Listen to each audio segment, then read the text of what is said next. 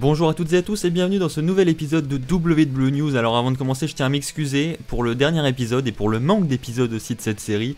Voilà, j'étais pas chez moi la semaine dernière, c'était très compliqué, je préférais ne pas faire de vidéo plutôt que d'en faire de mauvaise qualité. Donc là je retrouve mon micro, tout va bien, on est reparti pour une série plus régulière. On va commencer ce premier épisode de WWE News avec une news qui a vraiment agité toute la toile. J'ai un peu de retard du coup, mais je vais en parler quand même parce que je tenais à en parler.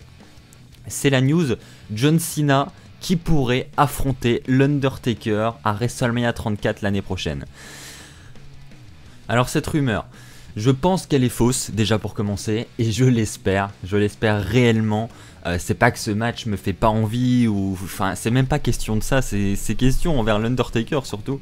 Le pauvre, vous voyez l'âge qu'il a, vous voyez déjà les difficultés qu'il avait à catcher pour ses derniers combats. Enfin moi je trouve qu'il était vraiment pas au top de sa forme et qu'il était vraiment temps pour lui d'arrêter. Déjà ça pour commencer, je le vois pas faire un autre match, je pense que c'est réellement terminé.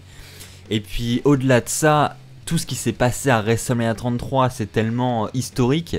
La manière dont l'Undertaker a enlevé son chapeau, etc. à la fin de WrestleMania, tout ça c'est un symbole, il y a vraiment une histoire derrière. Après on la comprend ou on la comprend pas, mais selon moi c'est terminé, ça s'est terminé d'une très belle manière. Je trouve que son départ a été super bien fait.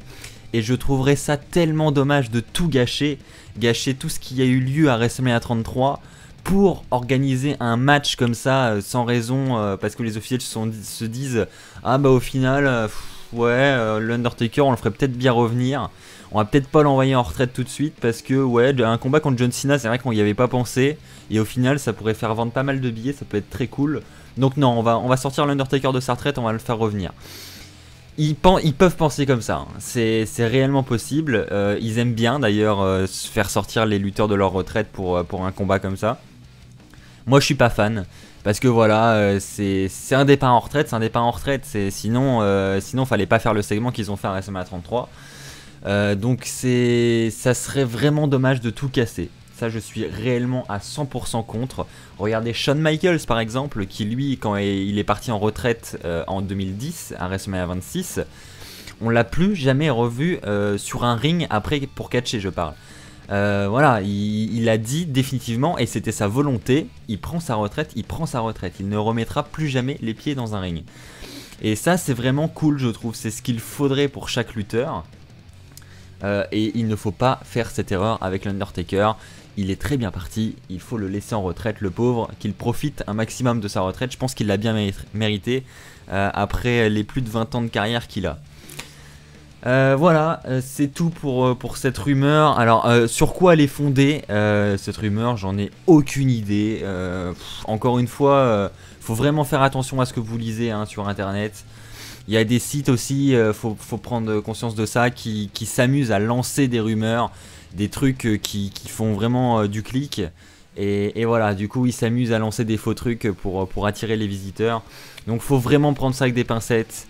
Maintenant, je tenais à en parler parce que c'est pas quelque chose d'impossible, ça me surprendrait pas que les officiels prennent cette décision. Mais s'ils la prenaient, je dirais pas qu'ils seraient bêtes parce que voilà, ils savent qu'il y aurait une belle rentrée d'argent derrière. Mais voilà, rien que vis-à-vis de l'Undertaker et vis-à-vis de l'histoire de l'Undertaker, il faut pas le faire. On va passer à une deuxième news qui va concerner Batista. Alors c'est étonnant, enfin moi j'étais très surpris en apprenant cette rumeur encore une fois, rien d'officiel bien sûr. On parle beaucoup de rumeurs dans cette émission. Batista qui pourrait être le maître de cérémonie du Hall of Fame 2018. C'est-à-dire la plus grande superstar à être intronisée lors de cette édition 2018 du Hall of Fame, donc qui aura lieu juste avant WrestleMania 34. Très surpris parce que voilà, je pensais que Batista il aurait pu faire un autre run à la WWE. Alors qui dit intronisation Hall of Fame ne veut pas dire forcément retraite des rings, bien sûr, mais c'est rare quand même d'avoir des lutteurs qui continuent à catcher après leur intronisation. Et puis les jeunes Batista, voilà, je sais pas quel âge il a, mais il est assez jeune et c'est vrai que c'est rare de voir des catcheurs jeunes comme ça être intronisés au Hall of Fame. Il a 48 ans Batista. Quoique, ouais, je lui donnais moins à Batista. Je trouve qu'il fait pas 48 ans. Mais ouais, du coup, Je ne pense pas qu'il reviendra dans les rings de la WWE. Maintenant, cette intronisation n'est pas officielle, comme je l'ai dit. Il faut prendre ça avec des pincettes.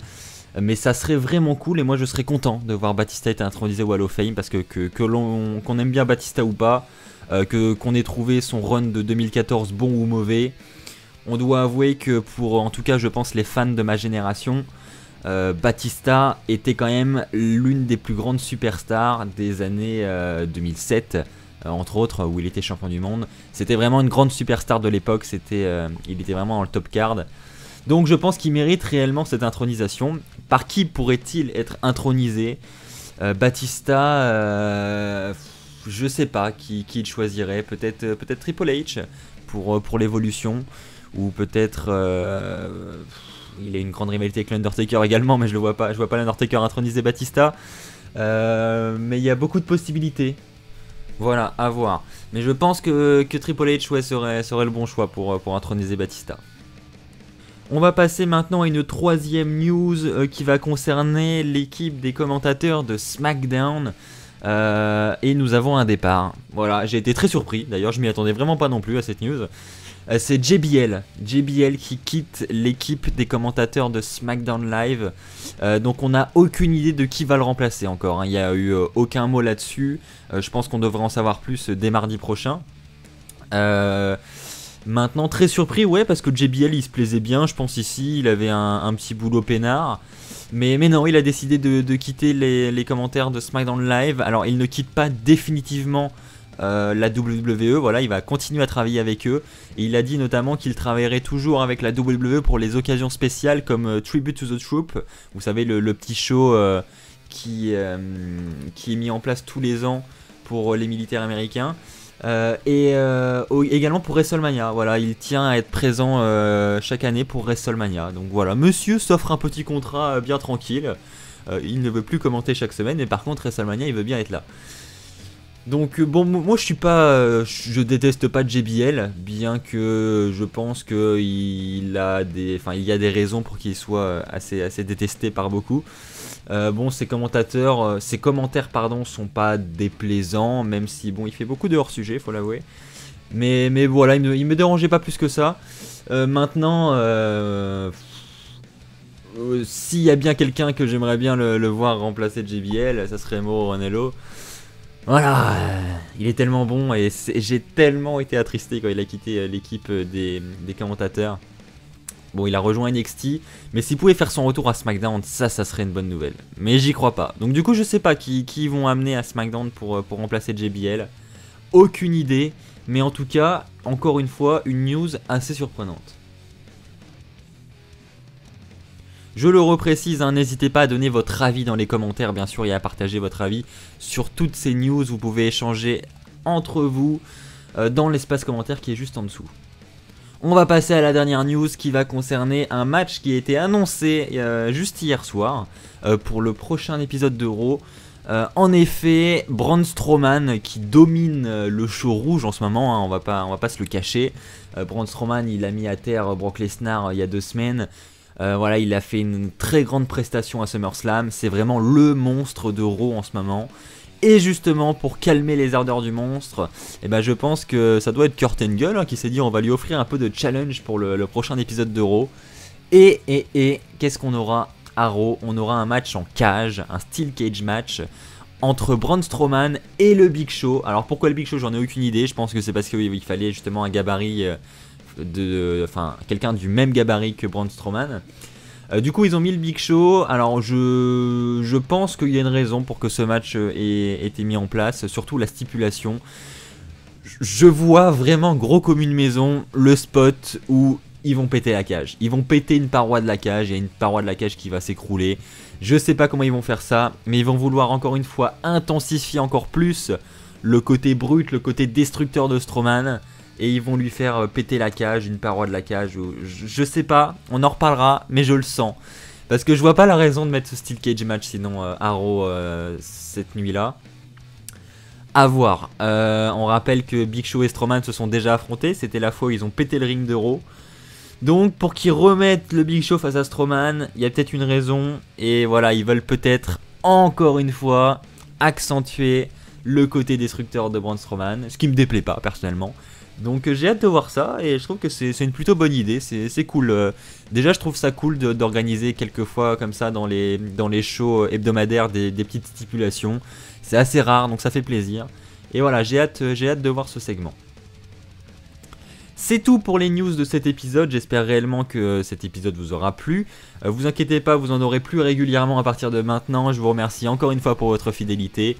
N'hésitez pas à vous abonner si ce n'est déjà fait, on se retrouve dès le lundi 4 septembre pour le retour de toutes nos émissions en direct, à savoir Raw Preview, SmackDown Preview, le podcast et puis d'autres petites nouveautés, vous découvrirez ça dès lundi. Je vous remercie une nouvelle fois pour votre fidélité. N'oubliez pas, soyez toujours très fiers d'être fan de catch. Allez, bye tout le monde.